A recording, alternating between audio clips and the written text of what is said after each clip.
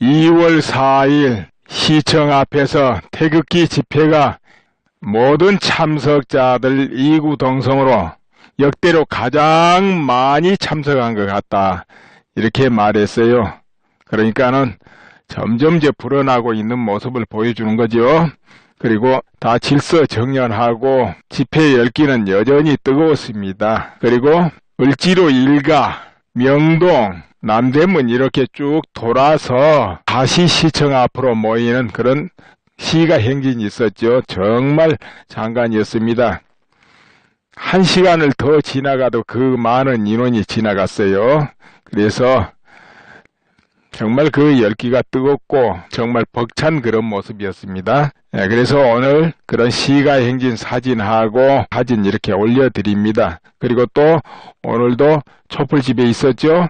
그래서 거기 촛불 집회 현장 사진도 이렇게 올려드리겠습니다. 비교를 해보세요. 이제 여러분이 비교 그냥 하지 뭐 어디가 많이 왔다 이건 이제 의미가 없으니까요. 여전히 그래도 저 언론에서는 옛날 사진 비춰주면서 또 몇십만 촛불 왔다 이렇게 할지 모릅니다. 난 요즘에 그거 보지도 않습니다, 이제는. 그리고 이런 큰 행사를 연이하게 되면은 정말 이제 주최 측에서는 제가 조언을 조금 드리자면은 그 모든 사람들이 어떤 마음으로 참석하는가 이걸 헤아려 가지고 행사 진행을 잘 하셔야 된다고 봅니다. 지금도 굉장히 잘 하시고 계시거든요. 그런데 뭐냐 하면은 수많은 사람 모여놓으면은 가장 큰 역할을 하는 게 의외로 앰프입니다. 앰프. 그 앰프가 저 뒤에까지 옆에 사람하고 대화가 안 될 정도로 꽝꽝 울려줘야 모든 그 통제와 그 분위기가 제대로 살아나는 거거든요. 그래서 이 앰프는 몇 번을 이야기해도 굉장히 중요한 부분이니까 그런 거 이제 행사가 커질수록 그 부분에 신경을 많이 쓰셔야 되지 않겠는가 이런 생각을 해보고요. 그리고 어떤 연사가 너무 오래 이야기를 해버리면은 지루해지니까 너무 길게 하지 말고 또 같은 비슷한 이야기를 또 다른 연사가 되풀이하는 거 이런 거는 이제 조정을 조금 하면 더 훨씬 좋고요. 그리고 음악 이거 너무 중요하죠. 많은 사람이 참여할 때는 음악만큼 또 중요한 게 없습니다. 근데 음악 선정이 어떤 음악을 선정하는 게 좋겠는가 이거는 기본적으로 다 여기 집회에 참석하신 분들은 정말 이건 안 되겠다. 이걸 바로 잡아야 되겠다. 비분관계하는 마음이 있어가지고 다 참석을 하거든요. 그렇기 때문에 그 바쁜 시간 제껴놓고 내 돈 들여가면서 가게 문 닫아가면서 이렇게 다 참석하는 거 아니겠습니까? 그렇기 때문에 거기에 걸맞는 음악이 선택이 돼야 된다는 거죠. 그러니까 군가 같은 거 좋죠. 지금까지 군가 많이 활용했지 않습니까? 근데 어떤 경우는 또 군가가 너무 또 딱딱한 부분도 있다 싶으면은 중간중간에 지금도 그렇게 하시지만은 정말 활기차고 힘이 나고 진격하는 그런 느낌의 그런 가요들도 종종 많지 않습니까? 그런 음악들이 실제로 많이 있거든요. 행진곡풍 아니면 응원가풍, 주로 응원가에 많이 쓰는 그런 음악 같은 거 이런 것을 잘 활용해 가지고 정말 거기 오신 분이 더 분위기가 살고 용기 백배하고 그렇게 만들면 좋죠. 때로는 물론 비장한 음악도 필요하겠죠. 그러나 의외로 축 늘어지게 하거나 그저 즐겁게만 하고 이런 음악은 위험합니다. 오히려 분위기를 마이너스화 해버리거든요. 그래서 그런 음악은 되도록이면 멀리 해야 되지 않겠냐 이렇게 싶어요. 이제 가수가 나와서 노래하고 그런 거가 오히려 안 좋을 수가 있습니다. 지금 현재 태극기 집회 성향으로 볼 때는 그런 부분 이렇게 제가 또 조언을 조금 드리고 싶고요. 아무튼 지금까지 굉장히 수고하시고 또 앞으로도 더욱 잘하실 걸 믿어 의심치 않습니다. 이어서 또 전해드립니다. 육군사관학교 총동창회 제복 입고 나와서 같이 움직이고 보기 좋았고요.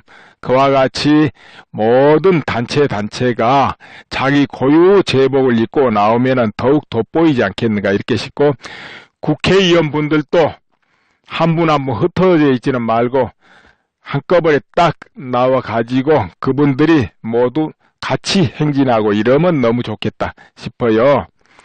연단에 올라가는 분들은 정말 모든 사람이 호응할 수 있고 인정할 수 있는 분들이 이제 올라가면 좋겠죠.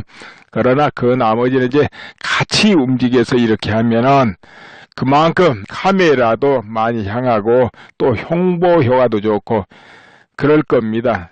국민 여론에 영향을 미칠 수 있는 이벤트는 뭐라도 이렇게 시행을 해야 되거든요. 주최 측에서는. 그런데 이런 행사가 자꾸 이어지면은 또 사람들이 이런 거 있잖아요. 많이 모였네? 많이 모였네? 이렇게 돼버리는 거. 그렇기 때문에 항상 새로운 어떤 이벤트 이런 것도 필요합니다. 새로운 어떤 스타일. 늘 국민이 관심 가질 수 있는가. 이런 것도 필요하다고 봅니다. 근데 아직은 날이 차기 때문에 그냥 제복만 이렇게 입고 나오면 추울 수도 있어요. 그러면 장시간 견디다 뭐 춥죠. 양복 입고 그냥 나와서 견딘다도 이러면 춥습니다. 그런 경우는 화팩을 붙이는 게 최고입니다. 옷 속에 화팩 붙이는 거. 화팩이야. 저 큰 마트에는 다 있잖아요. 그리고 인터넷에는 굉장히 싸게 팔고요. 값도 쌉니다. 그런 거 붙이면은 강추위에도 문제 없으니까 활용을 좀 하실 필요가 있습니다. 예, 그러면은 다시 이어집니다. 내가 생각해 보건대 앞으로 더욱 커지리라 이렇게 봐집니다. 물론 굉장히 이런저런 견제도 많이 들어오고 우발적인 일도 많이 생길 것 같고 정말 난관도 많겠지요. 어떻게 보면은 집회 장소를 얻게 하려고 허가 문제도 여러 가지 막 꼬이게 되고 이렇게 계속 이어지겠지요. 그러나 그런 모든 난관을 뚫고 태극기 집회는 더욱 커질 수밖에 없다. 내가 이렇게 평가를 합니다. 여러분도 한번 생각해 보세요. 왜 그렇게 되겠는가? 지금 수많은 국민들, 그러니까는 원래 모든 국민들은 전부 이 나라가 건강하고 안보가 튼튼하고 경제가 잘 되길 바라고 모두 이 나라를 그래도 걱정하는 분들이라고 나는 보거든요. 그런 분들이 그만큼 날이 흐르고 시간이 흘러서 귀가 꽉 막히고 눈이 막혔다 하더라도 이제 열릴 때가 됐다는 거죠. 점점. 이제 여러분이 주변에 좀 의견이 다른 분한테 이야기를 해보세요. 아주 꽉 막혀서 도저히 대화가 안 되고 차칫 더 이야기하다는 의의 갈릴까 봐서 못하고 그런 경우가 있을 거예요. 그러나 시간이 흐르면은 이제 대화가 조금씩 되고 돌아서는 걸 발견하게 될 겁니다.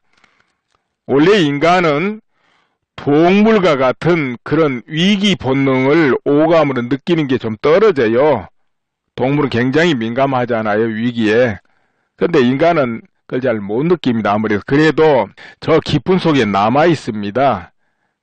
남아 있기 때문에 이제 어느 때가 딱 흐르면은 자꾸 들려오는 그런 보도 듣기 싫어져요. 왠지 지긋지긋해지고 그게 뭔데 하고 타성에도 물론 적고 이제 그쯤 지나게 되면은 그 본능이 좀 발동을 하기 시작합니다. 그러면 어떤가 하면은 아 이거 뭔가 이상한데 뭐 잘못된 것 같아. 이거 비정상 같아. 이런 느낌이 옵니다. 뭔가 모르지만은 왜 그런지 모르지만 뭔가 좀 위기를 느껴지고 그래요. 이것이 이제 다가오기 시작하죠. 그러면 어떻겠습니까? 다른 각도에서 바라보게 되고 귀를 열게 되는 거예요. 다른 소리도 들어보게 돼요.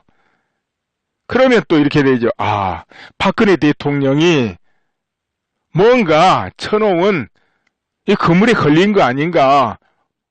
오히려 억울하게 죄가 없는데 지금 당하고 있는 거 아닌가. 이런 생각이 얼핏 들게 됩니다. 이제 이때부터는 더 살피게 됩니다. 그러다 보면은 아 그동안에 쭉 언론 보도하고 그렇게 정말 한 방향으로 일체 그렇게 보도한 게 참 이상하지. 원래 언론은 이 보도하고 저 보도하고 엇갈리는데 몇 달간 그런 게 없었단 말이에요. 이게 뭔가 이 잘못된 거다. 이거 오히려 정상이 아니야. 사실 한쪽으로 쭉 방향으로 나가는 건 정상이 아니거든요.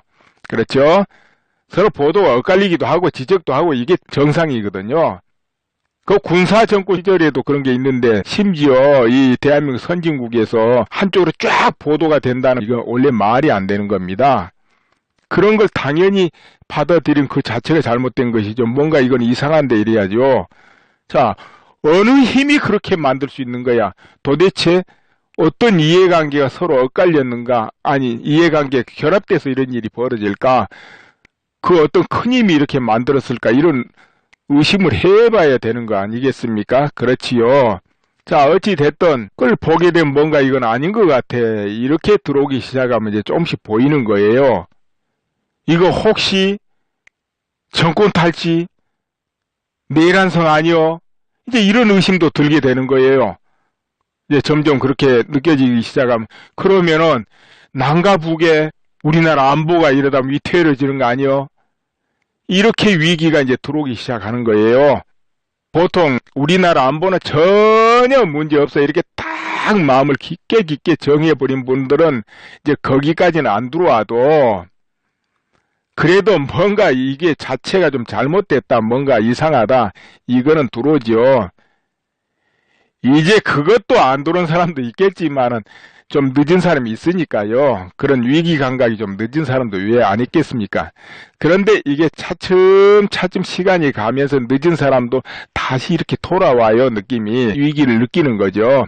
이러다가 보면은 이 지금 우리나라 정말 중대 시점에 와 있구나. 여기서 잘못된 큰일 나겠구나.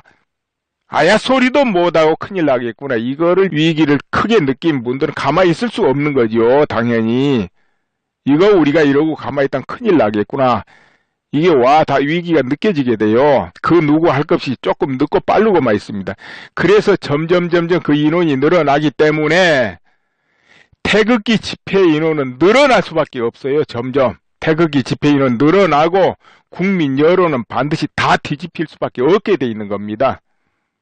물론 그게 시간이 좀 걸리긴 합니다만은 2월 한 달 3월에는 편하게 돌게 돼 있다는 건 내가 늘 그렇게 말씀드리고 있습니다만은 2월 달도 많이 돌 거예요.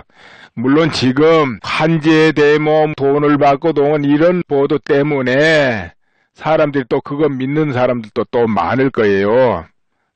그런 보도만 믿고 보는 사람. 그러나 아무리 그렇게 해도 절대 막을 수 없다는, 다음에 대세가 되면 이건 막을 길이 없습니다. 나는 그렇게 보고 있기 때문에 태극기 집회는 점점 커질 수밖에 없을 것이다. 이렇게 평을 합니다.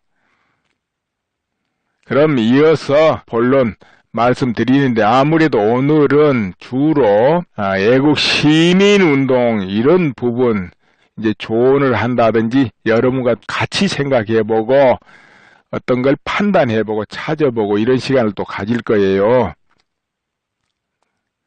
그럼 이어가겠습니다.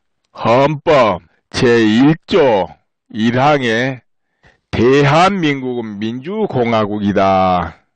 그리고 2항에는 대한민국의 주권은 국민에게 있고 모든 권력은 국민으로부터 나온다. 이렇게 되어 있습니다. 여기 모든 권력은 국민으로부터 나온답니다. 여러분 얼핏 생각해 보세요. 어떤 식으로 그게 나오겠습니까? 국민이 자기 뜻을 표할 때 뭘로 합니까? 투표로 하지요. 투표로 대통령도 뽑고 국회의원도 뽑고 시도지사도 뽑지 않습니까? 그럼 국민으로부터 이양받은 권력을 그들이 행사하고 책임을 지는 겁니다. 그렇죠? 근데 이제 그런 경우 아니라도 정말로 국민 여론이 70%, 80% 어느 쪽으로 딱 섰다 가정해 보세요. 그러니까 그 선동이나 이런 걸로 쓴 거 말고 실질적으로 딱 서 있는 여론이 있다고 가정해 봅시다. 그렇게 되면은 대통령이나 국회의원이나 언론이나 그 누구라도 그걸 의식 안 할 수 있겠습니까? 실제적으로 변함없이 딱 굳어진 거라면은 그 눈치를 안 볼 수가 없습니다. 그런데 어떻습니까? 지금에 와서 이제 탄핵이 기각돼야 된다. 이런 여론이 점차 커져가지고 더 커지고 반전이 돼가면 어떻게 되겠습니까? 그러면은 지금까지 탄핵을 진행해 왔던 사람들 입장에서는 그냥 공포가 되는 거죠, 그거는. 그리고 정말로 실제적으로 모든 국면이 전환되고 있다 하면은 지금 발을 너무 깊이 담궈 가지고 도저히 이제 빠져나올 수도 없고 그만둘 수도 없고 이미 저질러 놓은 분들 빼고는 다 차츰차츰 회전해서 돌게 돼 있다는 거지요. 특히 중도 성향을 띠고 크게 안 몰려 있는 분들은 이렇게 방향 전환을 한다는 것이죠. 그것이 이제 눈에 띄게 드러나게 된다는 것이죠. 그러나 아직 그런 것이 분명치 않다. 그러면 아직도 탄핵을 찬성하는 쪽이 많다고 여길 때 이제 그렇게 되겠죠. 그리고 설령 그것이 조금 돌고 있어도 어차피 인용이 될 거야. 그리고 조기 대선 될 거야. 그리고 또 누가 될 거야. 이런 것이 자기 나름대로 딱 나와 있는 사람은 설령 좀 돌아도 그냥 버틴겨 볼 겁니다. 그러나 이거는 분위기가 너무 이렇게 도니까 이 탄핵이 기각이 돼버리겠구나. 그러면 뒤에는 어떻게 되지? 이렇게 생각해 보면 방향 전환하게 돼 있다는 거죠. 그리고 다음 대권이 누구 차례냐 이런 것도 이제 연관이 크지요. 다 그 종합적으로 움직이니까. 아무튼 애국시민운동, 태극기 집회 이렇게 열심히 하시는 분들은 어떻게 하든지 뜻을 분명하게 그리고 잘못된 그 여론을 바로잡고 아직 이해 못하고 있는 국민들을 이해시키고 해서 이 저변을 넓혀야 되는 거죠. 지지 세력을 넓혀줘야 된다는 거죠. 이게 실패하면은 이제 안 돌아서거든요. 그렇기 때문에 그걸 막으려고 뭐 오보가 됐든 허위 보도가 됐든 이게 나오는 경우가 있다 이거예요. 왜냐?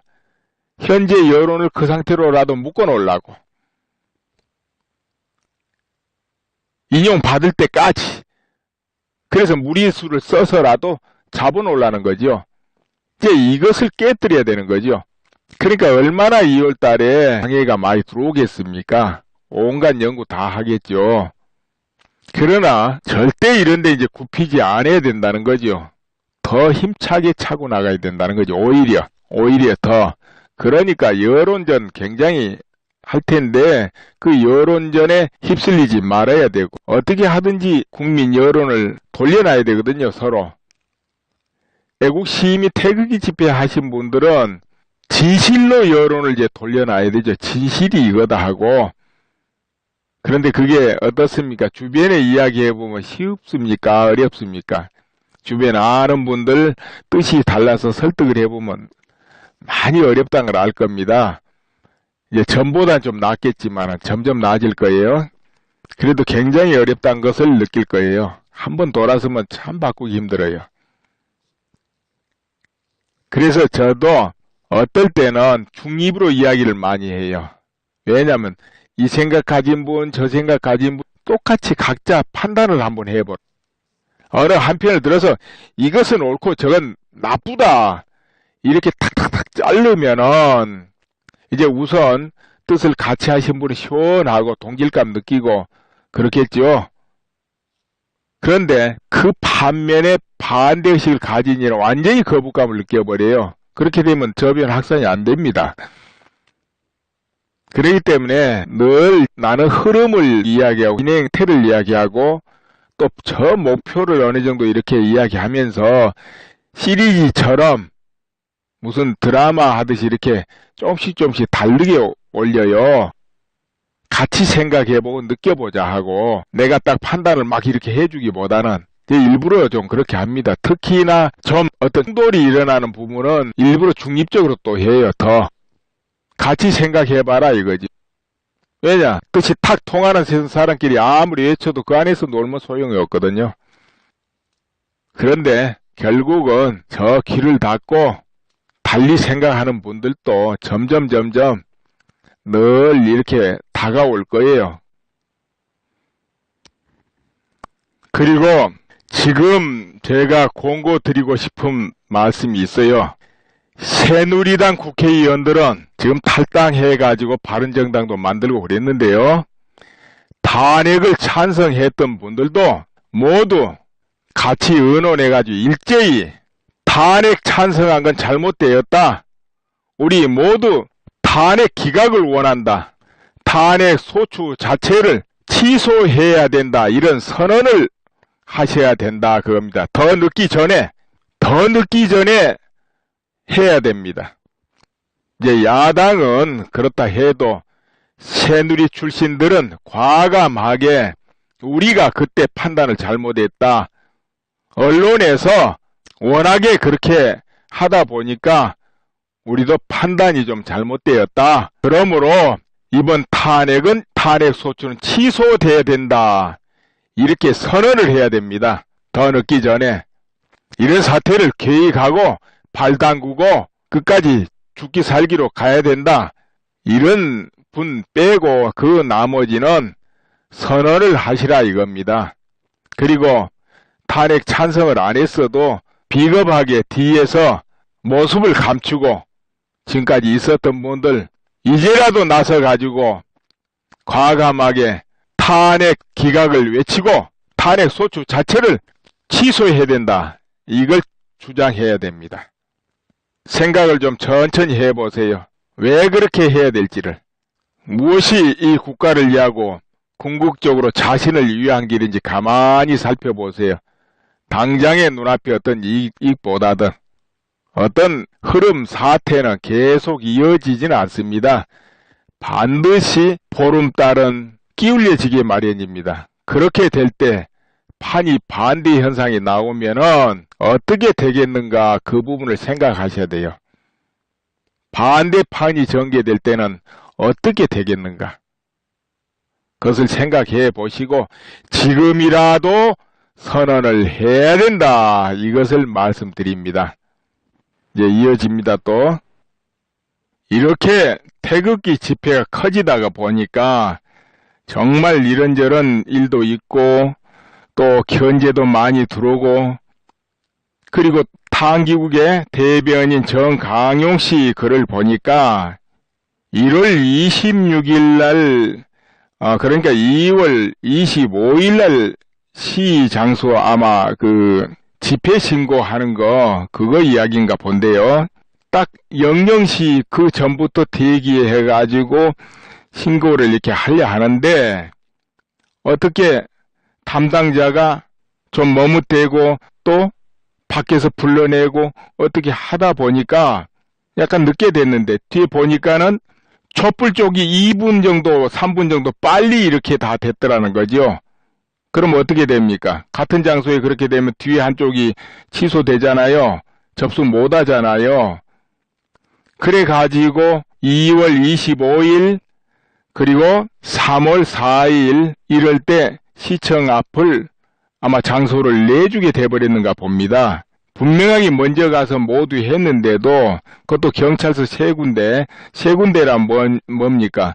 이렇게 행진하고 그러면은 관례가 달라지면 다 세 군데 다 집회 신고를 해야 되겠죠. 근데 모두가 일제히 그렇게 됐다는 거예요. 그런데 그것이 그쪽 담당자 이야기는 서울 경찰청 쪽에서 지시가 내려와서 이런 말을 했다는 거죠. 항의를 하니까. 자, 이 정도 되면 기가 막힌 거죠. 편파를 넘어서 이건 완전 위법 아닙니까? 이 정강용 씨 말씀 그대로라면 이건 정말 위법이에요. 그렇지 않습니까? 그럼 여러분 이런 경우는 어떻게 대응해야 되겠습니까? 예, 제가 한번 조언을 드린다면 물론 탄기국에서 법도 잘 아신 분들이 많기 때문에 여기 분명하게 현명한 대응을 하게 될 거예요. 그렇지만 제가 또 한번 조언을 좀 드린다면은 이런 경우는 일단은 아직은 시간이 있는 것 같으니까 가처분 신청해야 되겠죠. 그건 잘못됐다 하고 법원에. 그리고 한편으로는 책임자를 가서 만나야 되겠죠. 책임자 밑에 지시받고 일하는 사람하고 싸워봐야 소용이 없으니까 거기도 항의도 하지만은 바로 책임자 또 그 위에 책임자 있다면 그 위에 책임자 그것도 아니라면 청장 이렇게 해가지고 직접 만나서 뭐 100명이 가든 대표 5명이 가든 1000명이 가든 상황 봐서 해가지고 항의를 하고 여기에 대해서 책임을 져라 이렇게 이제 해야 되겠죠.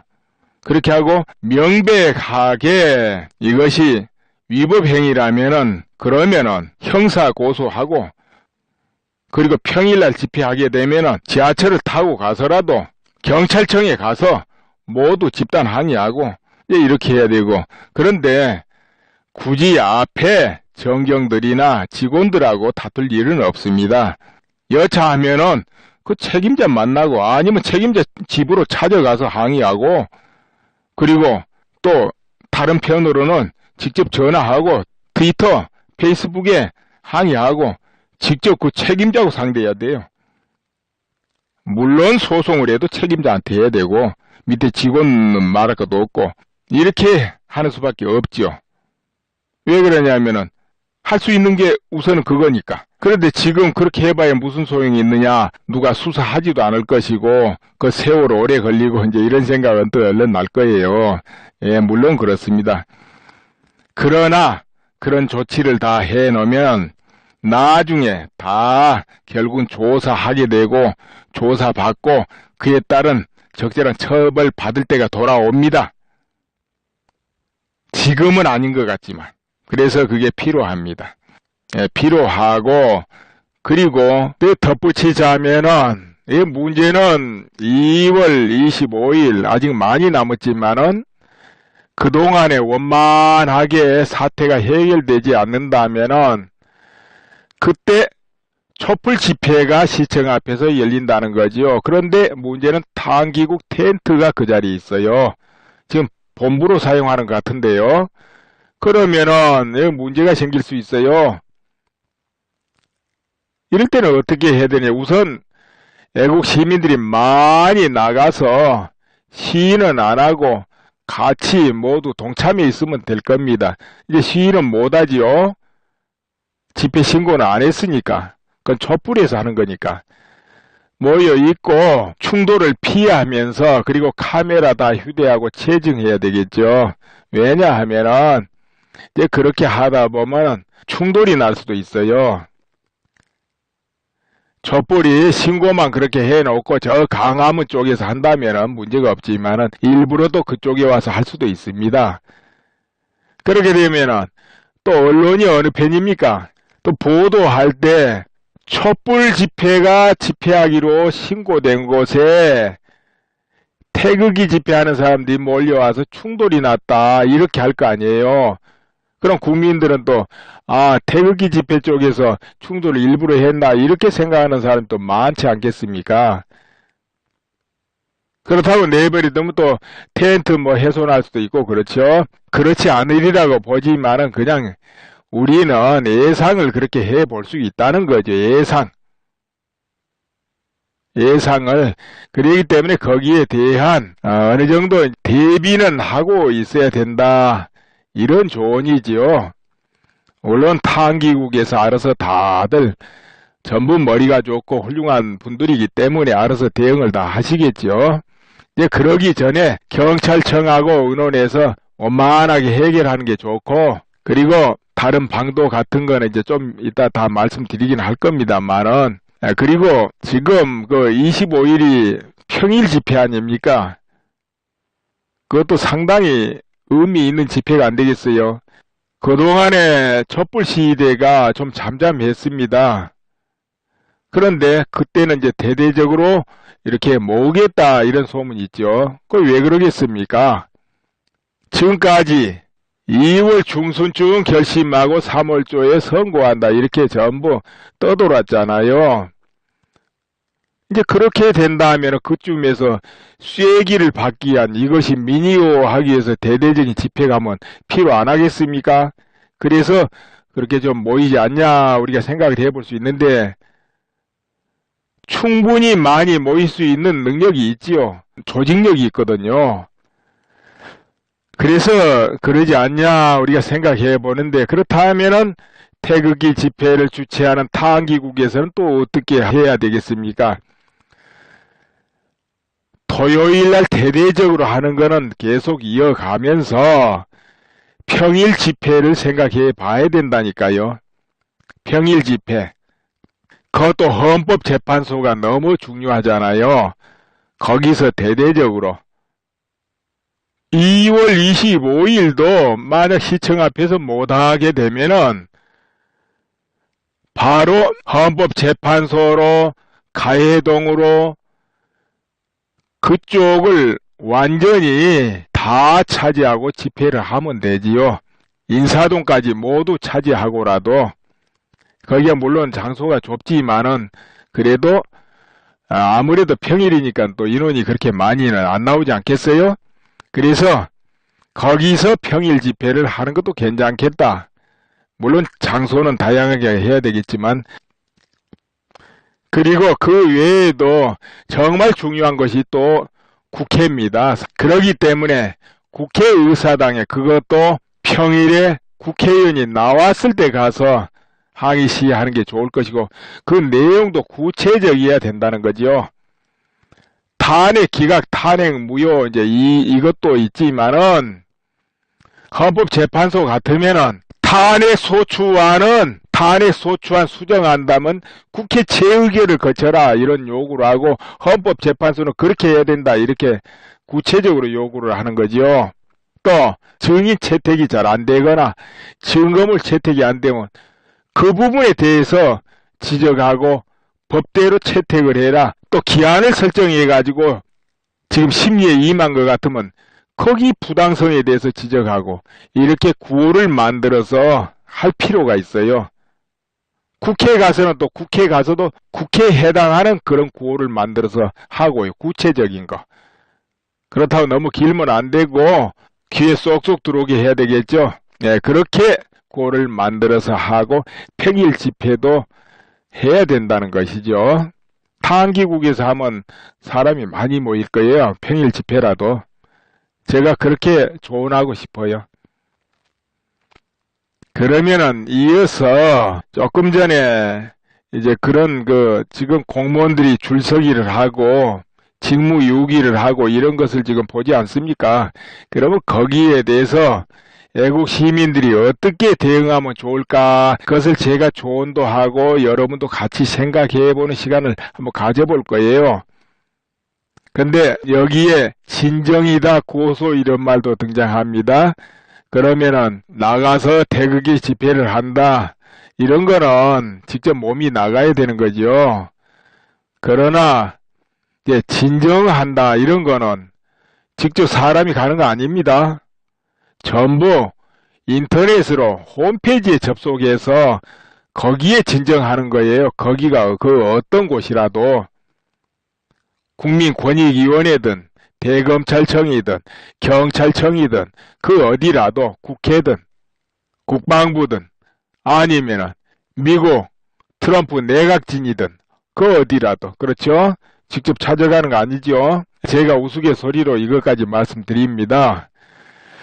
그리고 고소 같은 것도 뭐 직접 할 일 뭐 있습니까?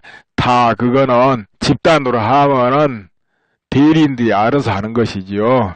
아무튼 그런 줄 알고 다음 이야기 들어보시고 같이 생각해 보세요.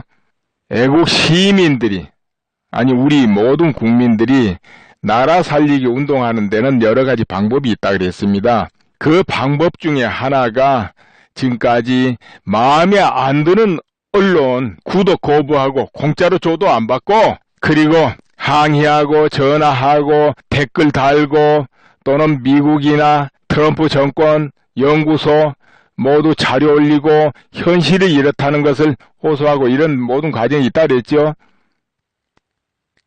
이 부분에 조금 더 설명을 붙일게요. 미국에는 의회가 굉장히 중요합니다. 상원, 하원 의회가 있지 않습니까? 그러면은 의회 의원들한테 특히 친한파 의원들한테 보내면 좋겠죠. 모든 자료를 보내주는 겁니다. 그리고 트럼프 강요들한테도 그렇고 미국 연구기관에도 그렇게 하고 이렇게 할 때 그들은 결정을 하게 돼요. 그것이 한국의 어떤 장래에 굉장한 이익을 준다 이거예요. 바른 판단을 하고 바로 움직일 때 대한민국이 그만큼 안전해진다 이거죠. 우리 모두가 안전해집니다. 그러니까 그렇게 하는 것이에요. 그리고 더불어서 우리 대한민국의 모든 정책을 결정하는 곳에 국방부, 육본, 사방의 주요 기관에 실제로 자료를 첨부해서 알려주는 거예요. 왜? 그들도 모르고 있을 수 있다니까요. 뉴스 방송에 늘 접하다가 보면은 다 알고 있을 거 생각하지만 실제로 이야기해보면 아니에요. 나도 여기저기 말을 해보지만은 까마득히 아닌 경우가 많아요, 보니까. 그러니까는 늘 그런 객관적인 자료를 알려줄 필요가 있습니다. 물론 우리나라 사람들은 옳다 그러다 이걸 중시하기 때문에 또 그 부분도 많이 강조해야 되겠죠. 예, 그러면은 조금 전에 이야기했던 거기로 또 넘어갑니다. 정말 공무원들이나 모두가 줄서기를 했는지 법대로 안 움직일 때 그런 경우에 어떻게 하느냐? 이제 그것이 위법이 명백하면은 형사 고발을 해도 되고 또 민사 소송을 해도 됩니다. 그렇지만은 명백하지 않을 때도 많거든요. 의심은 가지만 심중은 가지만 명백하지 않을 때가 있습니다. 그럴 때는 어떻게 해야 되겠습니까? 그런 진정을 해야 되죠. 진정. 명백하지 않는데 고소하면은 무고죄에 걸려요. 그렇겠죠. 무고죄. 그럼 진정을 하는 거예요. 진정하는 기관이 우선 딱 떠오르는 게 어디입니까? 여러분 어디가 떠올라요? 권익위원회입니다. 그 권익위원회에서 우리나라 모든 기관에 이렇게 다시 재발송을 해주죠. 그 민원 성격 따라서 어떤 거는 노동위원회도 보내고 어떤 거는 검찰청으로도 보내기도 하고 어떤 거는 행자부로 보내기도 하고 이렇게 보내줍니다. 이제 그렇게 진정을 하는 게 있고 또 행자부든 대검찰청이든 그곳에서 또 진정하는 방법도 있고 여러 가지가 있겠습니다. 아무튼 권익위원회에서는 무조건 그 어떤 진정도 거기는 다 봤습니다. 그러니까 자세히 써서 진정을 하면 그렇게 하면은 접수 담당자는 반드시 법대로 보내줘야 되고 또 받은 기관에서는 반드시 그 기간 정해진 기간 안에 답변을 해야 됩니다. 그것을 얼렁뚱땅 답변을 하든 변명을 하든 어떻게 하든지 조사해서 답변을 해야 돼요. 법은 그래요. 그럼 잘 안 지켜지든 말든 한두 개 들어가면 그냥 대충 넘길 수도 있지만은 수많은 진정이 막 쏟아지면 절대 무시할 수가 없게 됩니다. 또 그 진정이 해당 기관에 계속 쏟아져 내려가면은 그것도 절대 무시 못합니다. 그렇기 때문에 진정을 또 모두 할 필요가 있어요. 잘못된 게 있을 때는. 물론 그때는 또 처리가 안 됐다 가정해 봅시다. 어떤 이 법이 무너져 가지고 그러면은 다음에 판이 뒤집히면은 처벌받게 된다 이거예요. 뭉개고 무시했던 사람들은 이제 이런 게 있습니다. 그런데 심중이 있기만 해도 그냥 갔다가 신고할 수 있는 기관도 있습니다. 거기가 어디입니까? 국정원. 거기는 이제 간첩 잡는 곳입니다. 간첩 신고하는 곳이죠. 사람이 아무래도 의심스럽다. 이런 거 국정원에는 다 신고해도 되죠. 국정원에 신고해가지고 그거는 어디까지나 신고기 때문에 그건 아무 상관이 없어요. 이제 진정하고 같은 성격을 가집니다. 그거는. 그건 고소는 아니잖아요. 예, 그래서 이 사람이 아무래도 의심스럽다. 이 사람이 아무래도 이렇다고 그렇게 알려주는 것이 이제 국정원에는 상관이 없습니다. 이렇게 하는 방법이 또 있어요. 아무튼 제가 오늘은 좀 딱딱 잘라서 이제 조언을 좀 했는데요. 실질적으로 지금 꾸준히 제가 올린 걸 들어오신 분들은 느끼셨을 것인데 제가 이건 옳다 그러다 탁탁 잘라가지고 하는 스타일보다는 그걸 좀 피해요. 피하고 되도록 쭉 줄거리 진행되는 줄거리를 이야기하고 앞으로 방향을 좀 이렇게 예시를 좀 하거나 암시를 하거나 저 방향으로 될 것 같다. 이 암시, 예시 이런 걸 하면서 그때 현실의 줄거리를 이렇게 짚어주고 같이 모두가 판단해보고 생각해보게끔 이렇게 주로 제가 많이 합니다. 이건 옳고 그리고 탁탁 잘라서 우리가 이렇게 해야 돼 하면 그거 얼마나 시원하겠습니까? 그 뜻을 같이 하는 일은 시원하겠죠. 그냥 뭐 생각해 볼 것도 없고 편안하고 그렇죠. 그러나 뜻을 같이 하는 사람만 아무리 그렇게 해봐야 그건 한계가 있는 거 아니겠습니까? 그러니까 뜻을 달리 하신 분들도 아니면 중도적인 분들도 좀 듣고 같이 생각해보자 이거예요. 딱딱 끊으면은 그거는 다 거부하거든요. 아예 들으려고도 안 할 것이고. 그래서 같이 생각하고 판단은 내가 하는 게 아니고 듣고 계신 분들이 스스로 판단하시라는 거죠. 그리고 아이디어도 스스로 내고 이제 행동도 스스로 하는 거죠. 스스로 이 길이 내가 움직여야 될 길이구나. 이것이 나라를 위한 길이구나. 이렇게 딱 판단이 됐다면은 용감하게 그 길로 이제 나가는 거지요. 물론 한번 딱 정해지고 가면은 그거는 절대 왔다리 갔다리 하면 안 되겠죠. 이랬다 저랬다 하면은 쭉 밀고 나가야죠. 물론 잠깐 쉬고 강하게 나가고 또 쉬고 이런 건 늘 전략적으로 있어야 되지만은 힘들구나 안 되는구나 뭐 의미도 없구나 이렇게 해봐야 무슨 기대가 있으랴 이러고 중지하면 안 된다는 거죠. 일단 길이 이길 뿐이다 하면은 결과가 어떻게 됐든 계속 나가는 거죠. 1년이 됐든 2년이 됐든 이제 그 마음으로 하면은 반드시 열매가 열리고 그 열매가 익어가지고 떨어지고 따먹을 때가 오는 겁니다. 또 뭐든지 힘이 모이고 하면은 때가 되면 다 그게 터져요. 가만히 있어도. 그런데 움직이지 않고 누가 해줘야지. 누가 해줬으면 정부에서 해줬으면 그거는 안 되죠. 누가 해줬으면 안 돼요. 내가 움직여야 돼요. 내가 먼저 해야지. 내가 움직여야지. 이렇게 해야 같이 전부 내가 하다 보니까 다 움직이는 게 되죠. 누가 해줬으면 기다리고 있으면 안 돼요. 내가 하고 전부 움직이다 보면은 내가 누군가 해줬으면 그 사람들도 이제 움직이게 되는 거예요. 그럼 내가 안 움직이고 저 단체가 움직여줬으면은 경찰이 움직여줬으면 뭐 누가 움직여줬으면 저 공무원들이 잘 알아서 움직여줬으면 한교안 대행이 좀 이렇게 해줬으면 안 되는 거예요. 그거 전부 내가부터 움직이고 모두가 움직이다 보면 지금 조금 전에 말한 그 이상은 모든 것이 같이 따라서 움직이는 거예요. 어때요? 생각해 보세요. 그러겠는가 안 그러겠는가? 가만히 있으면서 누가 해줬으면 하면 되겠습니까? 안 되죠. 그렇기 때문에 내가 할 수 있는 분야에서 하는 거예요. 그렇다고 한 사람 이것도 하고 저것도 하고 뭐 10가지 100가지를 할 수는 없고 자기가 잘할 수 있는 분야에서 열심히 하면 돼요. 각자.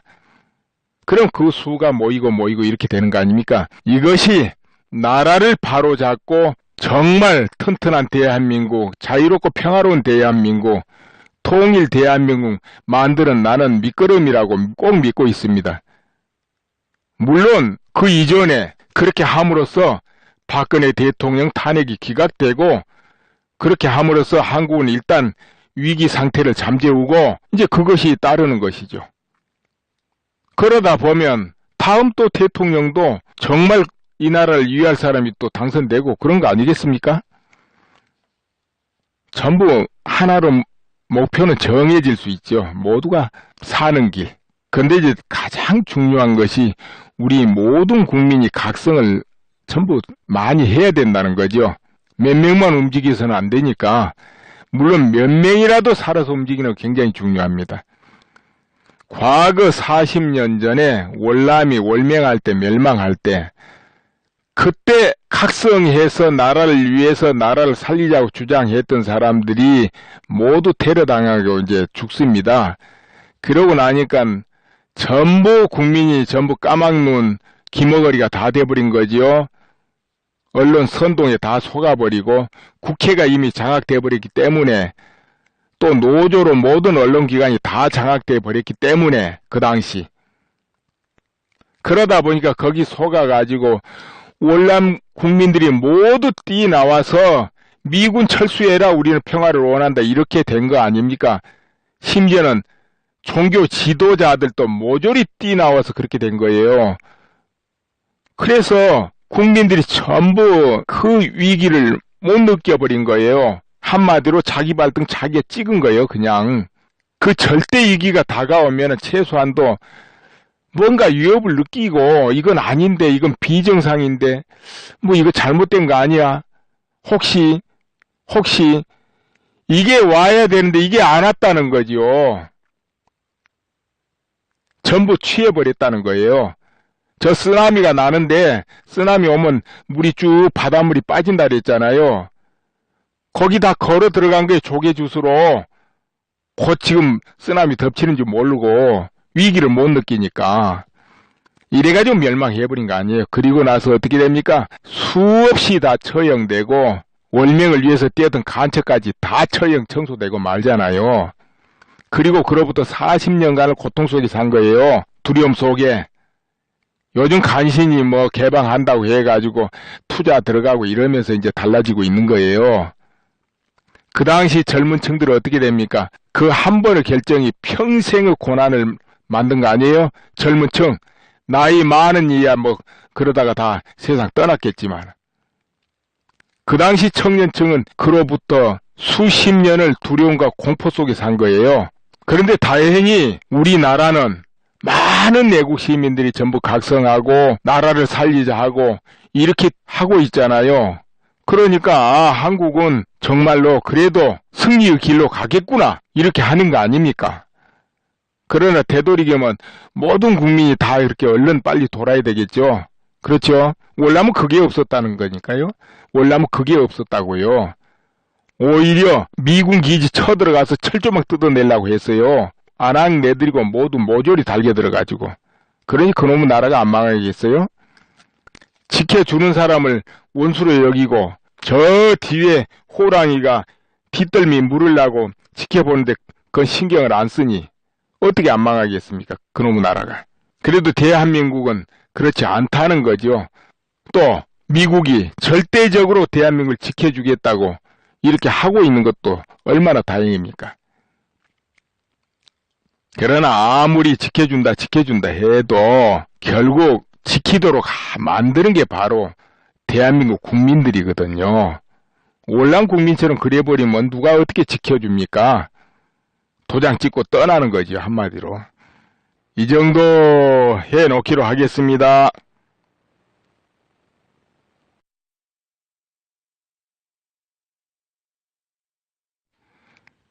그리고 알려드리겠습니다. 유튜브 화면을 보시게 되면은 화면 아래 올린 사람 이름이 나오죠. 음악게임이라고 그거 나옵니다. 거기를 누르면은 뭐가 나오느냐. 홈이 나옵니다. 일종 홈페이지겠죠. 홈이 나오고 홈자 옆에 동영상 이 글자가 있습니다. 그럼 동영상을 누르면은 어떻게 되느냐. 지금까지 월드 미래판 연구소에서 올린 영상들이 전부 차례대로 떠 있습니다. 이제 그렇게 해도 되고 그 홈에 오른쪽 상단 보면 월드 미래판 연구소 거기 클릭해도 그렇게 되죠. 자, 그건 그렇고요. 구독을 하고 싶은데 구독을 못 하신 분이 또 있어요. 유튜브 해도 뭐 심히 그런 거 안 살핀 분은 모릅니다. 스마트폰에서 하는 것과 PC 하는 게 조금 다릅니다. 스마트폰에는 화면 바로 아래 구독이라는 글자가 있어요. 그 옆에 딱 누르면은 구독 중으로 바뀌면서 구독이 되는 거지요. 근데 그 구독해놔도 설정해서 뜰 때마다 신호가 오게 해놓으면은 항상 이 화면이 탁 올라가잖아요. 유튜브에 올라가는 순간에 각자의 스마트폰으로 신호가 딱 옵니다. 올라왔습니다 하고 그럼 누르면 바로 시청할 수 있게 돼 있죠. 그게 구독입니다. 무료 구독이니까 구독을 신청해서 하세요.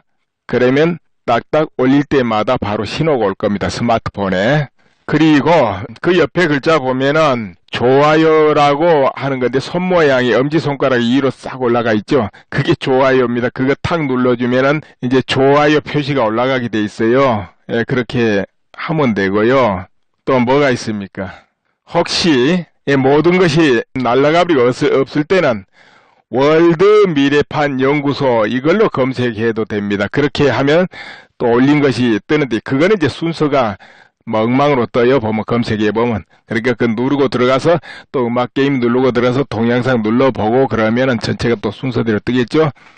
그런데 이제 중요한 공유 있잖아요. 공유. 내가 다른 사람한테 아는 사람한테 이 화면을 좀 보내주고 싶다. 같이 보았으면 좋겠다. 이게 공유입니다. 아주 간단합니다. 공유. 예, 스마트폰 그 유튜브 화면에 오른쪽 위에 보면은 오른쪽 위에입니다. 그 화살표가 하나 있어요. 그거 누르고 들어가면 공유하는 아이콘이 뜹니다.